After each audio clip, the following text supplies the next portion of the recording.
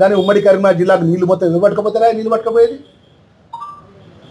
నువ్వు కాదా హరీష్ రావు? నీ సిద్దిపేటకు, నీ సిరిసిల్లకు, గజ్వేలకు నీళ్ళు పట్టుకపోతలేవా? మా ఉమ్మడి కరీంనగర్ జిల్లా రైతాంగం మేము ఏం అన్యాయం చేసినావా అంటున్నా.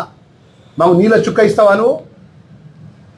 10 సంవత్సరాల లోపల నీ ప్రాంతానికి సంబంధించి ప్రజానికం గురించి ఆలోచన చేసినాక జగిత్యాల జిల్లాకు వచ్చి మా నాయకత్వం మీద, మా మీద నీ నోటికి ఎంత వస్తుందంత మాట్లాడుకుంటా రైతుల పక్షాలు మాట్లాడుతున్నావు. ఏ ఒక్క రైతన్న ఈ జిల్లాలో చనిపోతే పోయి పరామర్శించిందా? నీ మాజీ మంత్రి కొప్పులీశ్వర్ కానీ, నీ మాజీ శాసనసభ్యుడు పార్లమెంట్ మీద వచ్చినటువంటి శాసనసభ్యుడిగా ఉన్నటువంటి సంజయ్ కుమార్ కానీ, అప్పుడు డాక్టర్గా ఉన్నాడు కదా, వచ్చి చూడాలి కదా రైతు చనిపోతే వచ్చి. వడ్ల కొనుగోలు కూడా 5 కిలోలు 6 కిలోలు కట్ అవుతాడు, ఎందుకు కట్ అవుతుంది అని చెప్పి మిల్లర్ దగ్గర పోయి ఆ వడ్లు కట్ కాకుండా రైతులను ఆదుకోవాలి కదా.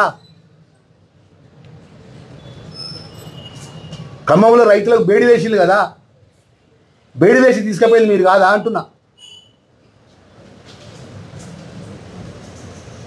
రైతును ఏ రోజైనా ఒక్క రోజున రైతు గురించి మద్దతు ధర విషయంలో కానీ, రైతుల గిట్టుబాటు విషయంలో కానీ, రైతులకు ఎరువుల విషయంలో కానీ, రైతులు అకాలంలో వర్షాలు వచ్చి అకాలంలో మామిడి తోటలు వర్షాలకు మామిడి మొత్తం తోటలు మొత్తం యజమానంత ఇబ్బందుల పాలయ్యి వరి ధాన్యం కొట్టుకపోతే, గోదావరి ఎంబడి కొట్టుకపోతే ఒక్కరోజు కూడా నష్టపరిహారం ఇస్తానికి ఒక్క రూపాయి కూడా నష్టపరిహారం అక్కడ రైతుల పక్షాన్ని జమ చేసినామాట.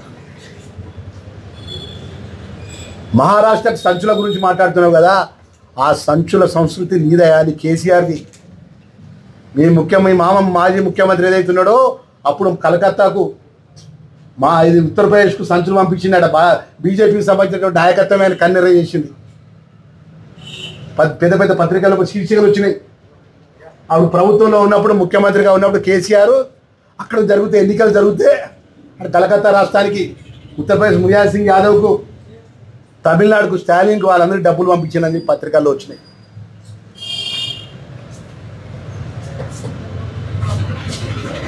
$70 ఏం చూపెడతావా హరీష్ రావు అని చెప్తున్నాను. ఏం చూపెడతావు? 70 మా ముఖ్యమంత్రి గారు నువ్వు ఛాలెంజ్ చేస్తున్నావు కదా, ఏం 70 చూపెడతావు రాబోయే కాలంలో? ఇలా 6 గ్యారంటీ పథకాల లోపల 4 గ్యారంటీ పథకాలు అమలు చేసి, మిగతా గ్యారంటీ పథకాలు అమలు చేసే విషయం లోపల ఆర్థికంగా రాష్ట్రాన్ని గాడిలో పెట్టి ముందుగా బస్సులు మేము ముందులో పడ్డాం. ఎక్కడ కూడా ఏ గ్యారంటీ పథకాన్ని అమలు చేయమని మేము ఎప్పుడు కూడా వెనకండి ముఖ్యమంత్రి గారు కానీ మేము కానీ వెనక కాలు పెట్టలే. 4 సంవత్సరాలు ఇక వ్యవధి ఉన్నది మాకు. 4 సంవత్సరాలు 27 రోజులు మాకు ప్రజలు వ్యవధి అవకాశం ఇచ్చినారు. రేపు 100% శాసనసభ్యుడిగా, ప్రభుత్వ విపుగా, జిల్లా కాంగ్రెస్ అధ్యక్షుడిగా చెప్తున్నాం. ఇచ్చిన గ్యారంటీ విషయం లోపల పేదవాళ్ళకి ఇంద్ర మిల్లు కానీ, పేదవాళ్ళకి రేషన్ కార్డు కానీ, ఏదైతే కొత్తగా పెన్షన్ వచ్చే విషయంలో కానీ ఖచ్చితంగా కట్టుబడి ఉన్నాం. ఆ దిశలో మేము కష్టపడుతున్నాం తప్ప ఎక్కడ కూడా మేము మాట్లాడలే. దేవుని సాక్షిగా రేవంత్ రెడ్డి గారు ఎక్కడ పోతే అక్కడ దేవుని సాక్షిగా ప్రమాణం చేసి రుణమాఫీ చేసి అని మాట్లాడుతుండు కదా. ధర్మపురి లక్ష్మీనరసింహస్వామి గోదావరి ఒడ్డుకొచ్చి యాగాలు చేసి యజ్ఞాలు చేసి తెలంగాణ వస్తే ఈ ప్రాంతం అంతా సస్యశ్యామలు చేస్తామని గాలి మోటార్ మీద వచ్చి కేసీఆర్ వచ్చి 500 కోట్ల రూపాయలు ఇస్తాడు. ఆ ధర్మపురి లక్ష్మీనరసింహస్వామి దేవునికి 500 కోట్ల రూపాయలు ఇస్తాడు కేసీఆర్. మన ధర్మపురి లక్ష్మీనరసింహస్వామి, జగిత్యాల జిల్లా ధర్మపురి లక్ష్మీనరసింహస్వామి మర్చిపోయాడు, కొండగట్ట అంజన్న మర్చిపోయాడు. పోయి యాదాద్రిలో పెట్టుకున్నాడు. అక్కడ రియల్ ఎస్టేట్కి ఉన్నటువంటి ఆ దొరలు ఉన్న వేలాది ఎకరాల భూములు కొంటే అక్కడ యాదాద్రి కాడ పెట్టుకున్నాడు. ఒక్కసారి మా పత్రికా మిత్రులలో బీఆర్ఎస్ పార్టీ నాయకులు నేను కూర్చున్నారు కదా, అందరూ రమ్మని చెప్పి బస్ వేసుకొని మేము చూసేద్దాం యాదాద్రి ఈ విధంగా చేసాడు.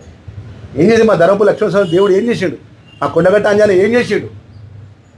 నువ్వే కదా 500 కోట్ల రూపాయలు ఇచ్చి వెచ్చించి ధర్మపురి లక్ష్మీనరసింహస్వామిని నేను అభివృద్ధి చేస్తాను, కొండగట్ట ఆంజనేయ స్వామిని అభివృద్ధి చేస్తాను. మా కవితక్క పాపం జైలు పోకుండా పడిపోయాడు. ఆంజనేయ స్వామి యాగాలు యజ్ఞాలు చేసింది. ఏమైంది ఇవన్నీ? 60 మంది బస్సులో చచ్చిపోతే ఒక్కరోజు వచ్చి చూసిపోతుందా ముఖ్యమంత్రి కేసీఆర్, హరీష్ రావు? నువ్వు జిల్లా వాస్తవుడియే కదా, ఇక్కడ కరీంనగర్ జిల్లా చదువుకున్నావు కదా. మేము వేలాది మంది జమ కూర్చి పెద్ద ర్యాలీలు చేయడం, మీటింగ్ చేయడం పెద్ద ముచ్చట నమ్మకేమన్నా?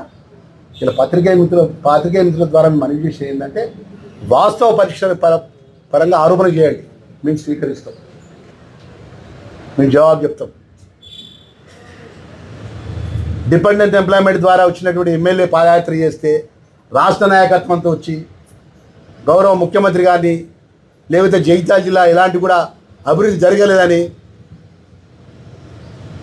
మా ప్రభుత్వం మీద దుమ్మొత్తి చేస్తే రాబోయే కాలంలో ప్రజలు ఎట్లా జవాబు చెప్పాలంటే జవాబు చెప్తారని చెప్పేసి మనం చేస్తున్నాము. ఇప్పటికైనా కూడా సంజయ్ కుమార్ డాక్టర్ ఇక 4-5 రోజుల్లో నేను సంజయ్ కొరుట కూడా పోతాను, జిల్లాధ్యక్ష పోతా, కొరుట కూడా పోతా. అక్కడ ఎంతమంది రుణమాఫీ అయిన రైతులతో కూడా నిన్న కూడా రైతులకు రుణమాఫీ విషయంలో అడుగుతాం, మీడియా మిత్రులు చేసిన రుణమాఫీ అయిందంటే మాఫీ అయిందని చెప్పాడు. కాని వాళ్ళకు కూడా మేమే బాధ్యులు.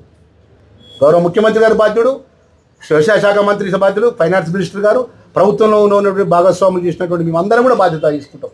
కొంచెం తెలంగాణ ప్రజలు మనవి చేసేది ఏంటంటే, దండం పెట్టి మనవి చేసేది ఏంటంటే 7 లక్షల కోట్ల రూపాయలు లూటీ చేసినటువంటి ప్రభుత్వం ఖాళీ బీరో అప్పచెప్పిన మాకు దండం పెట్టి చెప్తున్నారు. గౌరవ ముఖ్యమంత్రి గారు, గౌరవ ఫైనాన్స్ మినిస్టర్ గారు, మంత్రివర్గం అంతా లైన్లో పెట్టి ఇప్పుడు నడిపిస్తున్న సందర్భంలో కూడా కొంచెం ఇబ్బందులు ఉన్నాయి. ఇబ్బందులు కూడా సరి చేసి ముందుకు పోతాం తప్ప ఏ రైతు కూడా రుణమాఫీ చేయకుండా 80%, 100% మిగిలిపోయిన 15% రైతులకు కూడా రుణమాఫీ చేసే బాధ్యత కూడా గౌరవ ముఖ్యమంత్రి గారికి అన్న విషయాన్ని మరొకసారి మనవి చేసుకుంటూ, సంజయ్ కుమార్ డాక్టర్కు 7 నెలలకే ఉచ్చులు పడకు,